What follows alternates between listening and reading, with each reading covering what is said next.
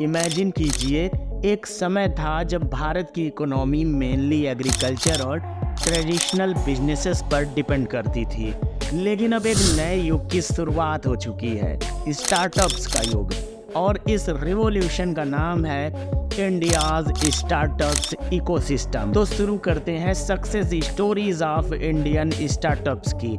हमारे देश में ऐसे कई स्टार्टअप्स हैं जिन्होंने न सिर्फ देश में बल्कि ग्लोबल लेवल पर भी अपनी पहचान बनाई है।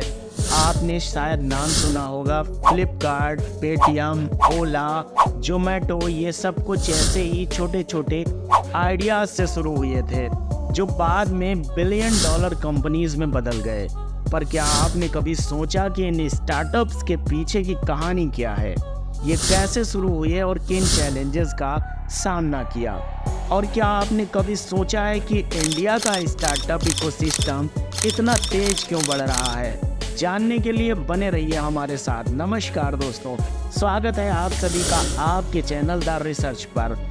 ये कहानी है कुछ ऐसे जुनूनी लोगों की जो सपनों के पीछे भाग रहे हैं, जिन्होंने अपनी सोच से दुनिया को बदलने का इरादा बनाया। ये है इंडिया के स्टार्टअप्स की कहानी, जो सिर्फ एक सपना नहीं, एक मिशन है। भारत का स्टार्टअप इकोसिस्टम आज दुनिया में एक मिसाल बन चुका है, लेकिन इसका सफ़र उतना आसान नहीं जितना आज लगता है। एक स्टार्टअप का जन्म होता है जब एक एंटरप्रेन्योर अपने विज़न को रियल दुनिया में लाता है। इस कहानी में हम देखेंगे कुछ ऐसे ही स्टार्टअप्स की सक्सेस स्टोरीज जिन्होंने दुनिया को हिला दिया, कुछ ऐसे चैलेंजेस जो एंटरप्रेन्योर्स को रोज फेस करने पड़ते हैं। सबसे पहले हम बात करते हैं उन स्टार्टअप्स की जो इंडिया के लिए गेम चेंजर साबित हुए। आप सबने फ्लिपकार्ट का नाम तो सुना ही होगा। 2007 में दो फ्रेंड्स सचिन बंसल और बिनी बंसल बेंगलोर में बैठे अमेजॉन के मॉडल को देखकर इंस्पायर्ड हुए। दोनों ने डिसाइड किया कि क्यों ना इंडिया के लिए भी एक ऐसा ही प्लेटफॉर्म बनाया जाए जो ऑनलाइन बुक्स को डिलीवर कर सके। बस यहीं से फ्लिपकार्ट की जर्नी शुरू हुई। धीरे धीरे ये सिर्फ बुक्स तक सीमित नहीं रहा, बल्कि इलेक्ट्रॉनिक्स, फैशंस और ग्रोसरीज तक फैल गया। आज फ्लिपकार्ट इंडिया का सबसे बड़ा ई-कॉमर्स प्लेटफॉर्म है। किसी को ये उम्मीद नहीं थी कि एक दिन ये फ्लिपकार्ट, जो छोटे से अपार्टमेंट से शुरू हुआ था, अमेजॉन जैसी बड़ी कंपनी को टक्कर देगा। लेकिन सिर्फ फ्लिपकार्ट ही नहीं, ऐसे कई और स्टार्टअप्स हैं जो इंडिया का नाम दुनिया भर में रोशन कर रहे हैं। एक और मिसाल है जोमेटो की। जोमेटो की शुरुआत 2008 में हुई थी, जब दीपेंद्र गोयल और पंकज चड्ढा ने लोगों के लिए ऑनलाइन रेस्टोरेंट मेन्यूज को एक्सेस करना आसान बनाया।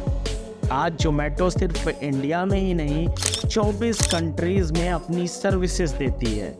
इन स्टार्टअप्स की कहानी हमें एक चीज़ समझाती है, जब तक आपके अंदर अपने आइडिया पर विश्वास है, आप दुनिया में कोई भी बदलाव ला सकते हैं। लेकिन हर सफलता के पीछे कई बड़े चैलेंजेस भी होते हैं। आपने सुना होगा कि 90% स्टार्टअप्स फेल हो जाते हैं। आखिर क्यों? क्या वजह है कि इतने सारे स्टार्टअप्स अपने पोटेंशियल नहीं दिखाते? सबसे पहला चैलेंज है फंडिंग का। बहुत से एंटरप्रेन्योर्स के पास इनोवेटिव आइडियाज़ होते हैं, लेकिन उन्हें अपने सपने को पूरा करने के लिए फंडिंग नहीं मिलती। दूसरा चैलेंज है इंफ्रास्ट्रक्चर का। जब एक स्टार्टअप नई टेक्नोलॉजी को इम्प्लीमेंट करना चाहता है, तो उसके लिए ज़रूरी होता है कि उसके पास अच्छे इंफ्रास्ट्रक्चर के लिए फैसिलिटी हो। लेकिन इंडिया में कई जगह आज भी प्रॉपर इंफ्रास्ट्रक्चर की कमी है। स्टार्टअप शुरू करने के लिए तीसरा चैलेंज है स्टार्टअप फाउंडर्स को कभी कभी अपने मिशन के लिए टैलेंटेड लोगों को अट्रैक्ट करना मुश्किल हो जाता है। बड़ी कंपनीज जहां स्टेबल जॉब और हायर सैलरी ऑफर करती हैं, वहां स्टार्टअप्स को टैलेंट के लिए अपनी अलग स्ट्रेटजी बनानी पड़ती है। अब बात करते हैं सरकार के रोल की। गवर्नमेंट का स्टार्टअप को सपोर्ट करना बहुत ज़रूरी है। 2016 में जब स्टार्टअप इंडिया इनिशिएटिव लॉन्च किया गया, तो इसने एक नए डायरेक्शन दी इंडियन स्टार्टअप्स को।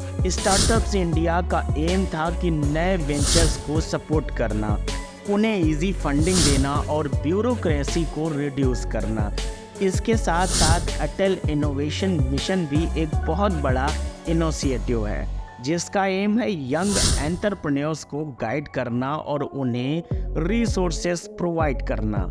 ये इनिशिएटिव्स न सिर्फ नए स्टार्टअप्स को बनाने में मदद करते हैं, बल्कि पुराने बिजनेसेस को भी इन्वॉल्व होने में सपोर्ट देते हैं। इसके अलावा गवर्नमेंट ने एंजल टैक्स को रिड्यूस किया, जो स्टार्टअप्स के लिए एक बहुत बड़ा इशू था।